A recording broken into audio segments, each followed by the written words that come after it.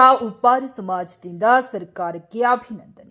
Gangavathi August 3 Shri Bhagiratha Uppara ಸಮಾಜದ ಹಿಂದುಳಿದ ವರ್ಗದ ಏಕೈಕ ಶಾಸಕ ಪುಟ್ಟರಂಗಶೆಟ್ಟಿಯವರಿಗೆ ರಾಜ್ಯ ಸಚಿವ ಸಂಪುಟದಲ್ಲಿ ಸ್ಥಾನ ನೀಡಿರುವುದಕ್ಕೆ ಭಗೀರಥ ಉಪ್ಪಾರ ಸಮಾಜದ ವತಿಯಿಂದ ಪಕ್ಷಾತೀತವಾಗಿ ರಾಜ್ಯ ಸರ್ಕಾರಕ್ಕೆ ಹೃತ್ಪೂರ್ವಕ ಅಭಿನಂದನೆ ಸಲ್ಲಿಸಲಾಗುತ್ತಿದೆ ಎಂದು ಸಮಾಜದ ಅಧ್ಯಕ್ಷ ಅಮರ್ ಜ್ಯೋತಿ ವೆಂಕಟೇಶ್ ತಿಳಿಸಿದ್ದಾರೆ.